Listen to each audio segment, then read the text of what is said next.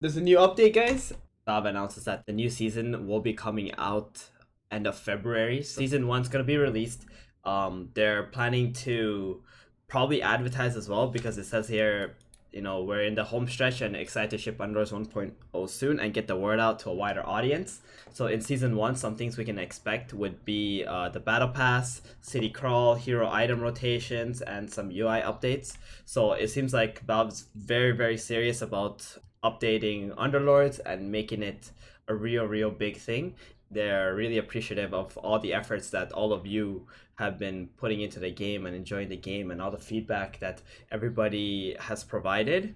And I'm really excited to see like where this game is gonna go because we're the ones who have been through the thick and thin of this game, and we never gave up. We stayed here. We did all that we can to give whatever best feedback we can, and it seems like especially in this update a lot of that actually happens.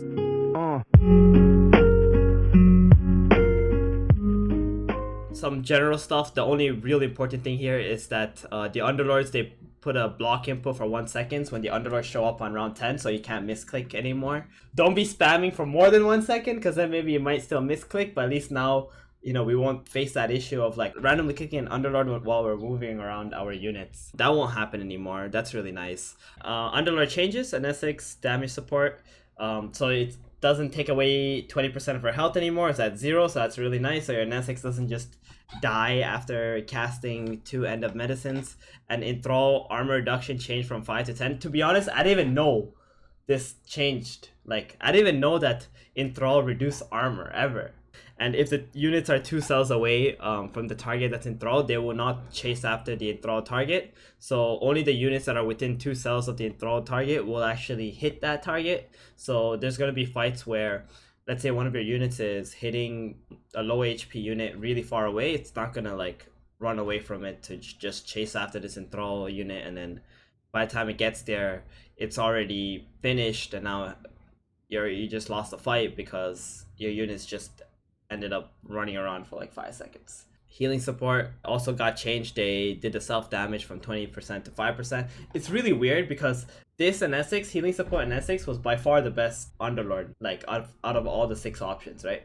And now they buffed it by making sure that she also cannot kill herself. I mean, you're still sacrificing 5% of your HP, but you still get back all that health rather quickly, and you're a very powerful Underlord already to begin with. Then the demonic golem, the golem will now stun nearby enemies 0.25 seconds later. So the purpose of this was so that when 2 Essex throw their golems at each other, one always stuns before the other one, so it will cancel the other Essexes. So what this does is that it makes sure both of the golems will go out at the same time, and one won't be stunned before it can cast the other one. So this was a huge problem where your Essex might get stunned and die before it can throw out the golem, which doesn't make any sense because you're both the same. That's really, nice change too.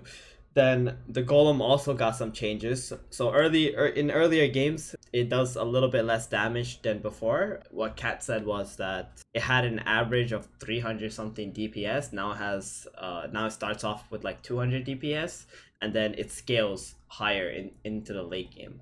So the golem, less damage early, more damage later, where previously it was apparently bugged where it only had like 2 different stages instead of having like the 8 levels that it should have. So that's pretty cool. I think that's gonna have some significant changes like to the Essex in the early game, like maybe make her just a little bit weaker, but obviously she was also buffed by not losing a lot of health when she casts her heal. So regardless, I still think this is probably the best even now. So Hobb got some changes. Let's Go Crazy got nerfed. He starts with only 15% attack speed and then it scales up to 90. So this is actually the second nerf to Let's Go Crazy. I'm not really sure why. I didn't feel like he needed a super heavy nerf, but maybe there's other players, or according to their internal stats, had too high of a win rate. So that might be the reason why. Joel ignore spiderlings. I'm guessing that's why Joel with the barrels was pretty because almost every single board runs spiderlings, and then you just didn't see the barrels really do anything. So assuming that was the problem. Hopefully that makes the Barrels of Fun like actually a spell now, because before, if you ever took this Underlord, you felt like it just didn't do anything, right? So that sucks. Hero changes, Clock.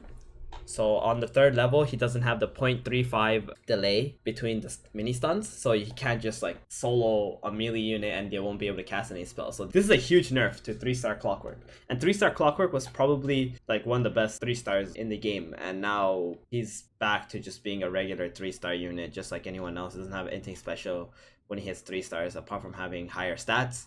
And this is probably because Clock did go from a 3 cost to a 2 cost. I mean, in the past they made that buff to Clock because Scrappies were not that good, but now Scrappies are like insanely good, so they had to nerf it in some ways, which, you know, I can see it, right? It's pretty cool, because if you did have a Clock 3-star, you were probably winning that game, or at least getting second place, because it was really, really powerful 3-star. Ember Spirit bonus damage changed, so it went from 100, 200, 300 to 100, 150, 200. Some small nerfs to Ember. His base damage is still the same, so he still does a lot of damage when he crits. But I think in terms of Ember without Battle Fury, he's still pretty much about the same. It's not too big of a nerf for Ember, at least. But every nerf matters. Kunkka max out, so he got a little bit more HP, and they just buffed his stats on damage, hoping that people will play it. Sniper Assassinate will no longer target Underlords. This is something that I remember Nicola said as soon as the Jewel update came out, where units had 25% reduced damage. He said like Underlords should not be able to be sniped by Sniper, which makes sense because when Sniper snipes your Underlord, if it's 2-star, it like auto kills it, especially in Essex, Hobgen. Like actually all of them, it just auto kills the Underlord. So that's really big, and that's a huge nerf to Scrappies as well, because there's some fights where Scrappies just straight up win because they snipe your Underlord and they had no business winning those fights at all. Or maybe you lost too much HP because the sniper killed your Underlord, and then the power level of your team plummeted a lot when that happened. So that's a really, really big nerf for Scrappies actually, even though it should never have been the case. Viper max mana changed from 50 to 70. Nether Toxin changed also. So Viper was just a really powerful unit, and they just like give him some more nerfs. 70 mana and 6 seconds. Like if it's 70 mana and it goes to 6 seconds, like it doesn't really mean much, because it's still gonna take you the same amount of time to like pretty much charge your mana, because it's adding 1 more second, and then 1 more hit is 20 more mana anyway for Viper. But it just means like the first Nether Toxin will be slower, and so on and so on. But Viper definitely needed a change, because Viper Dragon Knight was like an insane combo together, because they were both really strong units on their own. And Viper obviously also an assassin, so this is another hit to assassins right now. Item changes, Battle Fury bonus damage increased to 50.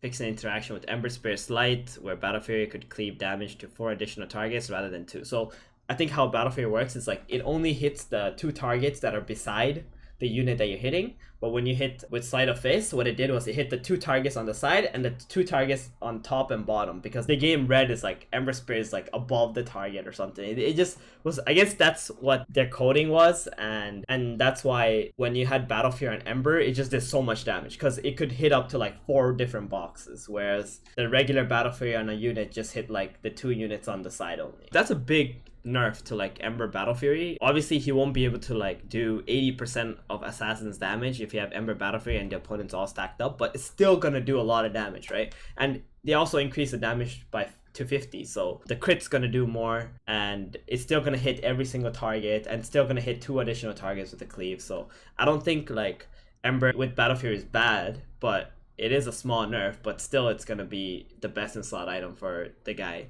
Maybe you might get like a rapier or something late game instead now, or a pike, but Battle Fury is still the item you're gonna want to get. So Sight, there's a bug with it, so they fixed that. Then Vesture of the Tyrant, Undying effect changed from 4 seconds to 6 seconds. I mean, at this point, tier 5 items are just a meme, so it's so hard to get to that stage in the game. Maybe in this patch that changes somehow, but I doubt it. Maybe in the future, when tier 5 items are more accessible, this might actually matter. But for now, I can't really imagine this really changing much. Alliance changed Assassins, crit hit, bonus damage changed. So on 6 Assassins, it's a little bit less damage. It went from 400% to 375, so just another small nerf. I love this approach to Underlords. They're just like nerfing by a little bit, right? They're just nerfing things little by little, and not trying to like over nerf something and completely take it out of the game. which is awesome, because if you just nerf little by little, then people can still make some adjustments to their builds to hopefully, you know, still be able to play the comp. So that's awesome. Hunters bonus attack chance changed from 2540 to 2535. Number of bonus attacks changed from 2 to 3. So it gives a 35% chance to hit for 3 times on 6 hunters. That's pretty much a change to hunters. In my opinion, 6 hunters is still completely unplayable because 3 hunters are melee, right? You got Lycan, Beastmaster, Terrorblade, and they don't really sync with each other that well. Getting the 6 hunters together in one lineup is really difficult because they don't have a lot of alliances that can like pair well with each other. I don't think this is like a significant upgrade at all, but maybe in the next patch there'll be like one more like hunter, or there's another buff to hunters, and that's the time where like this kind of buff will kick in. A lot of times when units become good or bad is like because of multiple different patches, not because just one patch completely changes everything. So Scrappy bonus armor changed from 8 to 7, and on if you have less units than the opponents from 16 to 14. HP region unchanged. This is huge, by the way. Like, one armor change in this situation is absolutely huge, because in the last patch it was also changed, right? It went from 9 to 8. So pretty much in 2 patches it went from 9 to 7 armor, and that's for every single scrappy you have on the board, right? And then if you have 6 scrappies, then that's also for all the other units that you have on the board as well, where they pretty much each lost 2 armor. Considering like maybe 6 scrappies is not as worth as it was before, I was already considering in this patch that 4 scrappies might be better than 6 scrappies. I mean, people are still gonna play 6 scrappies for like the next couple days, but then once matchmaking like fixes itself in the sense that, you know, other people start winning with other comps and stuff, you're gonna probably see like a significant drop off with scrappies, but it'll be, you know, slow but sure. Don't expect people to drop off scrappies in like the first 3 days. Give it the 4th day, the 5th day, and then you'll see like the impact that this will have. Warriors bonus armor changed from 918 to 919. Whoopie doo. But yeah, that's pretty much the update. It's really cool. I like it. Essentially, they nerfed scrappies and assassins in a lot of ways, some indirect ways as well. Apart from that, like, I didn't think the Golem and Essex got nerfed really. Like, it's still really freaking strong, so I'm expecting that one to still be the best underlord in the game. I didn't like the Hobb change. I didn't feel like he needed that. But then again, like the other underlords like Jules and then Friendly Fire Hobb are like not that good anyway. So like you're still probably gonna end up getting, you know, Let's Go Crazy regardless. But it just feels like this patch was a lot about just nerfing the high win rate or like overly played alliances essentially, right? The only real buffs we got was like this Kunkka. I'm so excited that they emphasize that, you know, right here, this is the only words that you gotta hold on to right here from this entire patch. We're in the home stretch and get the word out to a wider audience, you know. And they also said that the patch will release by the end of February, so I'm guessing like it's gonna be on the 29th. It's also a leap year, by the way, so there's a 29th this month, so they're gonna literally release the patch on the 29th, because you know Valve. If they say end of the month, end of February, it's gonna be the last freaking day. Yeah, I'm really interested to know like how they're gonna get the word out to a wider audience. Like, how are they gonna bring in people?